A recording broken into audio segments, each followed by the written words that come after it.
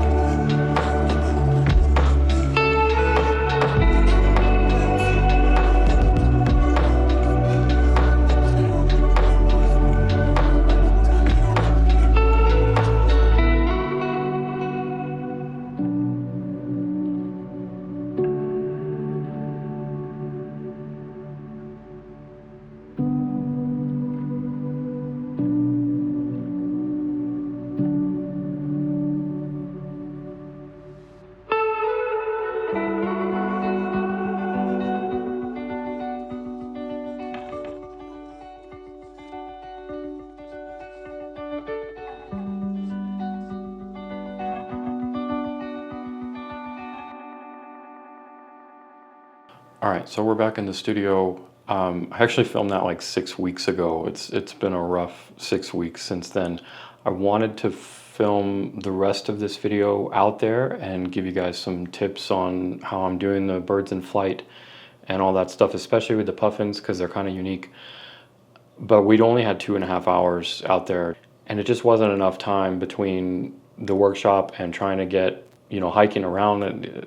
It's a small island, but it takes a minute, and then trying to get photos. We just didn't have enough time. So I'm going to try to go over some of this stuff in the computer and show you what I'm talking about and show you some of the sequences that I was able to get and that I missed and all of that stuff. So hopefully that'll help you see like not only the good shots that I ended up getting, which there were a few, but also like what went wrong with the bad shots and how I missed and messed up, because I think that's really important to see, especially when you're doing bird in flight stuff. I just want to take a quick minute here to shout out today's sponsor, which is audio.com. Audio is definitely, I think, the most important thing, and being able to get the stuff that you need as a creator is also super important. So like the music that I use, the tracks that I pick out from here, the sound effects, all that kind of stuff, it's really amazing to be able to get high quality stuff. So we've got all our tracks laid out here. You can just click on something and you can play it and you can scrub through and kind of get your idea. They've got some cool stuff. Like they've got this link match AI where you can like, if you like one of my videos,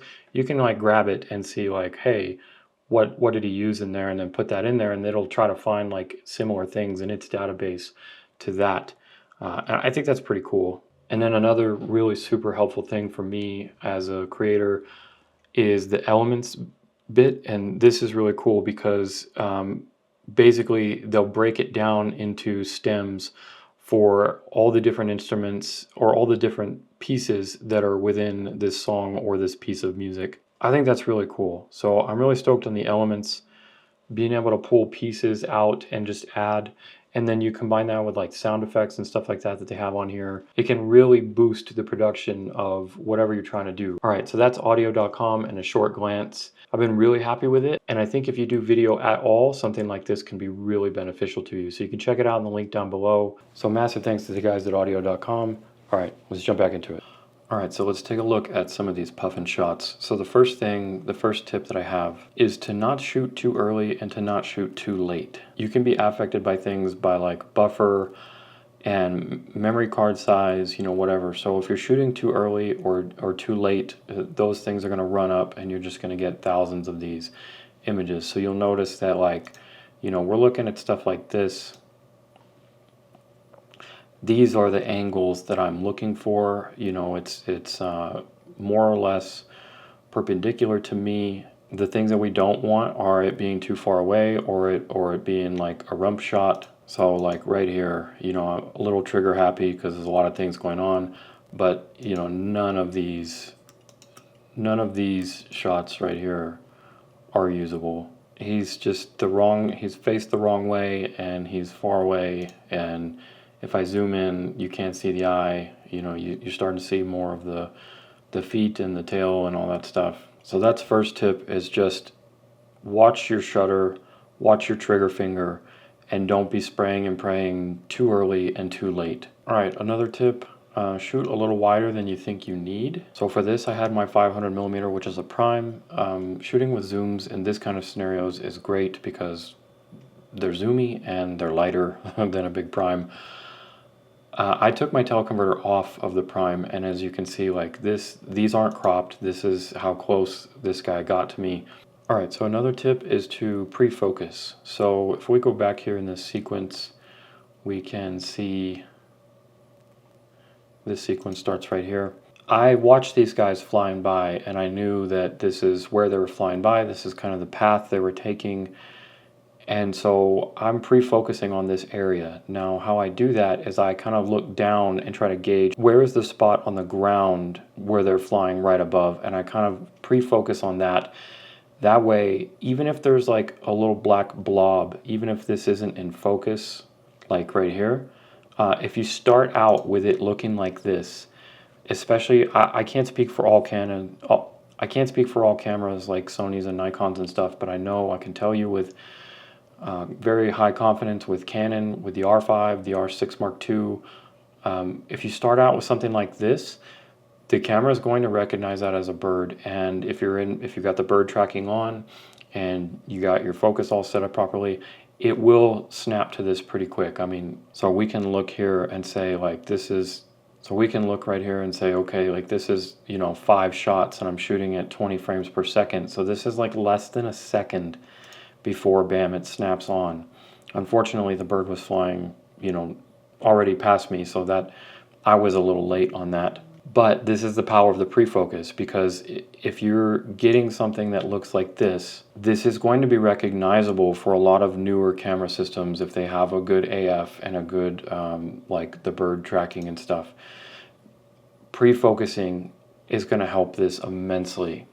Because if I were focused in infinity right here, it wouldn't have even been this blurry. It would have just blurred right past it. Or if I was focused at the minimum focus distance right here, it would have also been more blurry than that, and the camera would have had a harder time locking on. So pre-focusing is your friend. Another thing to be aware of for puffins, maybe this isn't a tip, but just be aware of like how fast these guys fly. These puffins can move like 50 something miles an hour. It's ridiculous how fast they can fly. And then when you combine that with, they're actually very tiny birds. So you've got a tiny, really fast bird just seriously cruising in front of you. Keep that in mind when you're panning and you're on that trigger and stuff like that. Next thing for me is I've shot puffins in a few different lighting conditions, and for a lot of them I end up overexposing. So if we click on any one of these, you can see right here I'm at plus 1 2/3 stops overexposed, and that's because puffins are black and white. And they've got a lot of black on them, and that's because, again, like I said, they're small in the frame. So the smaller any bird is in your frame, the more you're probably going to want to overexpose.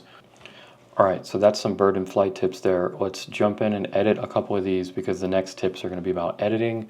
There's a couple of things that you might not think of. The edits on these aren't very hard at all. They're not very involved, but there is a couple of things that you might not be aware of with shooting either puffins or just birds of this nature in general. So let's take a look at that. All right, so I already did this one. Let's just do another one in the sequence. Let's check this one here. He's got a nice wing pose here in this one too. So I'm just going to walk you through some of my basic stuff. I'm just going to, tweak on this a little bit. And I'm looking at my histogram when I do this stuff too. I'm just kind of pulling the highlights and pushing the shadows. I do want more saturation on this because it's just, the puffins are really colorful. I do have a bit of a blue sky, which is nice. Here's what I'm talking about. Let's look at this. You see this here? As I bring up the saturation, he's glowing green underneath.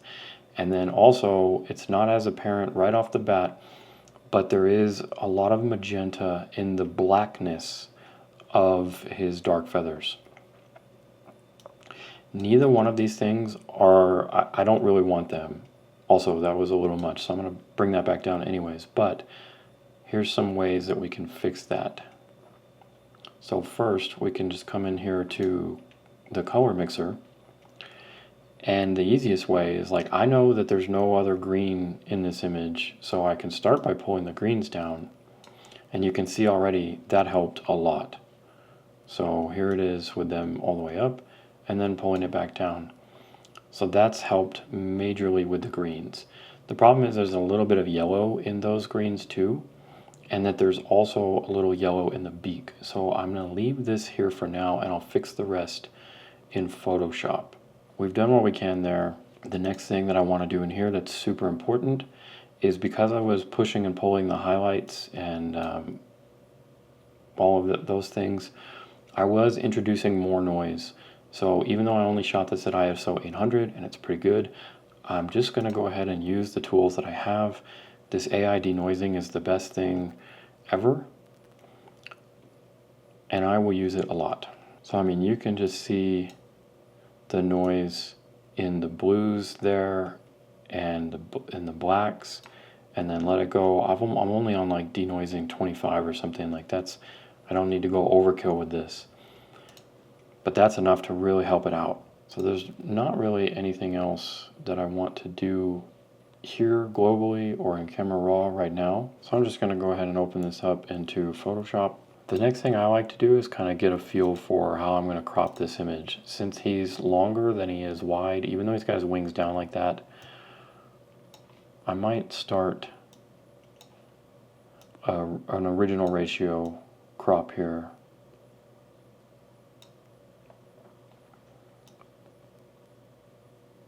So my personal philosophy for cropping, and this is highly subjective and you may be completely different, but whatever, is that I will crop to 2160 on this vertical edge, and that will give me enough to display 100% in a 4K image. If I have any more megapixels than that, then I'll down res it to 2160 when I do my JPEGs. But for cropping wildlife, I've been very happy with that. I think that looks really good. So now let's just go ahead and fix some of this stuff. So now we can come in here and come to the yellows and just pull those yellows down a bit. I don't need to pull them down completely, but then I can just invert the mask. Control I will invert it, and then I can just get my brush tool B,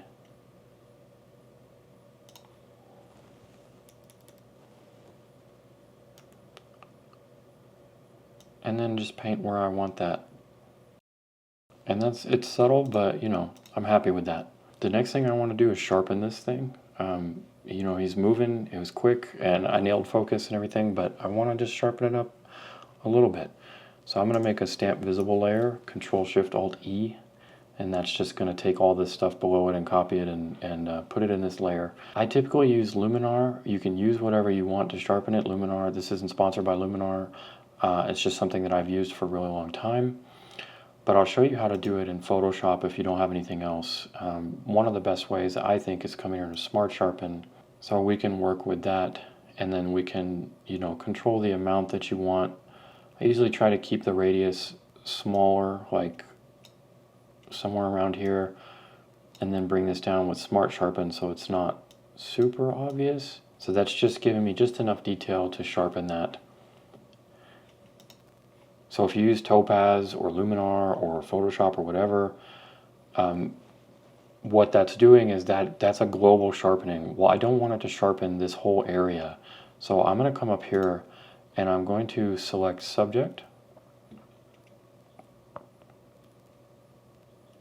And then once that's selected, you can mess with it however, but if it does a good job, it does a decent job here. I'm going to go ahead while the subject is selected and I'm going to hit the mask button. So now you'll see we've got this mask that is just our subject. So now our background has not been sharpened, only our subject is sharpened. And you can clean up that mask and refine it if you want to. So like right here, it sharpened some areas that I don't want. So I'm just going to paint with black on that brush. And I'm just going to paint that out to where it's soft again. Now one more thing, I'm going to come in here, I'm going to make another layer, again, Stamp Visible Layer, Control Shift Alt E, and then I'm going to Control Shift A, open that back up into Camera Raw. So this isn't going to be that noticeable because the background is nice and blue, but with other backgrounds this is a big deal. So I'm going to come in here to the masking. I go ahead and do it anyways because it just softened things up. I'm going to select the background. It did a pretty good job. It didn't do perfect. You can come in here and fix it if you want with the brush, but I just really don't care that much for training purposes. I'm going to come down to the noise reduction and I'm just going to bring that up. And that will, if there was any more noise, that'll soften your background. But that's how I smooth out my backgrounds. It's a great combo, especially with sharpening extra. Luminar does a better job with sharpening than Photoshop does with the Smart Sharpen. And I suspect Topaz probably also does a better job with sharpening, although I've never used Topaz. I've heard really good things about it.